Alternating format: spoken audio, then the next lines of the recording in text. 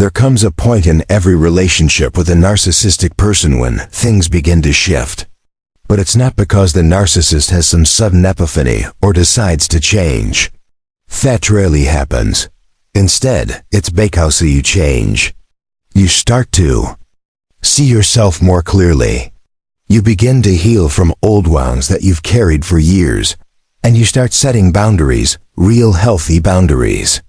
You stop allowing manipulation to be disguised as love or affection. And here's the thing.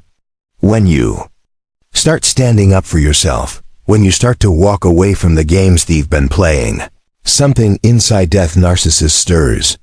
They sense that you're losing control. And that's when real conflict begins. At first, you might not even notice the shift. It's subtle, but slowly as you grow stronger and more independent, the power balancing the relationship begins to tip. This isn't just about you becoming stronger, it's about the narcissist realizing they can no longer control you the way they once did. And this is when their true reaction unfolds. The moment you change, something deep inside them is triggered. Something that Carl Jung understood well. Jung knew that when we confront our true selves, when we start to heal and grow, we become a threat to those who've been relying on our weakness to feel powerful. This is where the battle begins inside of them, and sometimes inside of you too. When you begin to grow, the narcissist doesn't sit back and admire your progress. No, that's not how they operate. What they fear most is not rejection, but losing control. And as you become more self-assured and less dependent on their validation, they start to feel something they've never felt before. Threatened. This is where the real battle begins, and it's not a fight you're prepared for because it's not the kind of battle you might expect. The narcissist doesn't back off or apologize. Instead, they start to adapt. They may become defensive at first, but soon enough they will attack, and not always in obvious ways. Their tactics are subtle, and they know exactly which buttons to push to get to you. At first, they might try the usual tricks. Gaslighting, making you doubt your own perceptions of reality, guilt tripping, trying to make you feel bad for standing up for yourself.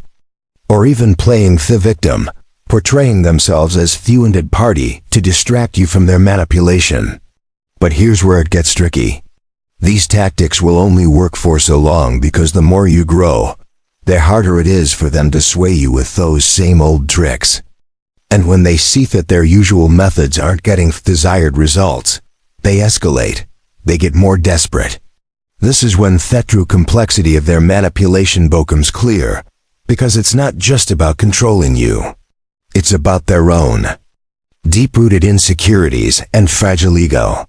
They can't stand the idea that you no longer need their approval, that you've stopped believing their lies. And in their desperation to hold on to that control, they will dig deeper into their psychological toolbox. What happens next can be devastating if you're not aware of the patterns, because they'll start targeting the very parts of you that have grown stronger, the parts that were once vulnerable but now stand firm. As the narcissist realizes that their usual tricks aren't working, they begin to shift their focus. Instead of attacking your weaknesses, they now go after your strengths. This is the part where things get really insidious.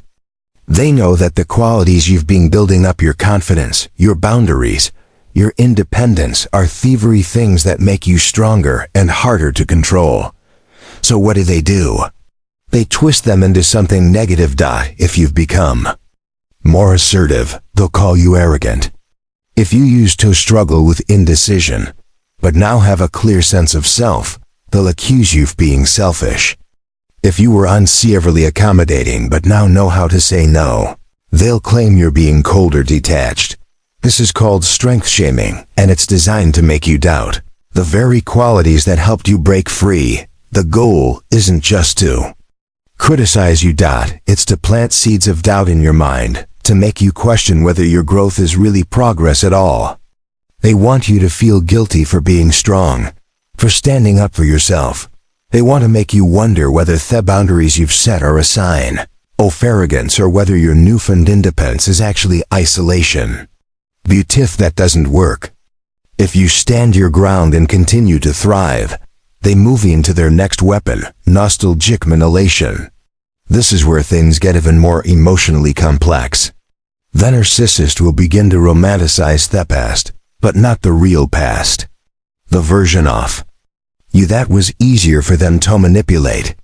They'll talk about how much happier you used to be, how you laugh more at their jokes, how things were simpler, before you got too serious or too focused on yourself. It's not about longing for real moments of connection, it's about trying to pull you back to a time when they had more control over you. This kind of manipulation is powerful because it plays on something universal, the desire to return to simpler, more carefree times.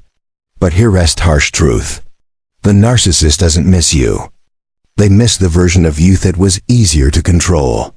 They missed version of you that would bend to their will. The version that was still caught in their web. If you fall for this manipulation, if you start to believe that the past was somehow better, you risk undoing all the progress you've made. It's an emotional trap meant to make you question whether the changes you've gone through are really improvements or just signs of your detachment. In this phase, the narcissist is hoping that your longing for the past will cloud your judgment and take you back to a place where they can once again feel superior. It's a dangerous game because it forces you to choose between authenticity, the person you are becoming, and the false comfort of an idealized past that never truly existed. But you can't go back. The version of you that existed before was never truly whole. And even though the narcissist's nostalgic pull can be tempting, you need to remember one thing. They're not interested in their value. Only the version that served their needs. When strength shaming and nostalgic manipulation don't work, the narcissist turns to their most dangerous weapon, manufactured be. This tactic is often the most difficult to recognize because it presses applause. In this phase, the narcissist begins to create crisis situations, often out of thin air. Maybe they'll claim to be going through a health crisis, or they'll tell you about a sudden financial problem, or maybe there's a family emergency that demands your attention. Whatever the scenario, it's all designed to make you feel needed. This is the moment when you're most likely to get pulled back into their web. Because the narcissist isn't just asking for help, they're testing you. What's even more disturbing is that these crises are often fake. They're manufactured, exaggerated, or entirely fabricated in order to trigger your caretaking instincts. Narcissists keep detailed records of your vulnerabilities, your emotional triggers, and your weaknesses. They know exactly what makes you feel guilty, what makes you want to step in and rescue them. They exploit your compassion, target you to sacrifice your own needs for theirs. The more you resist their other tactics, the more desperate they become to get you to fall back into your old role, the one where you put their needs above your own. They want proof that you're still under their control, that you can be relied upon to come running when they pull the right strings. But there's the catch. These crises aren't real. They're orchestrated scenarios designed to manipulate your sense of duty or compassion. A narcissist might sabotage their own relationships, create unnecessary drama, or exaggerate a minor issue until it seems like a full-blown emergency. All to get you to drop your boundaries and offer help. And when you do, it's not about love or support. It's about control. The narcissist wants to see if you'll give up your hard-earned freedom and autonomy to ease their pain, even if their pain is manufactured. This is where Jung's idea of differentiated conspi comes into play. True compassion isn't about merging with someone else's pain or sacrificing your own integrity for their comfort. Real compassion is about holding space for their struggles without losing yourself in them. It's about maintaining your own boundaries while still being caring. Jung taught that the most profound form of compassion is sometimes the hardest, refusing to enable someone's dysfunction. And while it might feel cruel in the moment, not rescuing the narcissist from their self-created chaos is actually the most compassionate thing you can do for both of you. Because if you give in to their manufactured be, you're reinforcing their need for control and manipulation. You're telling them that they still have power to pull you back into their orbit, even after all your progress. The narcissist's goal isn't to be helped. It's to see if you'll fall back into their psychological trap, if you'll give up your independence, your boundaries, and your own growth to cater to their false needs. But this is where the real work begins. Choosing not to fall for this trap is an act of self-preservation. It's proof that you can care without becoming entangled in their chaos.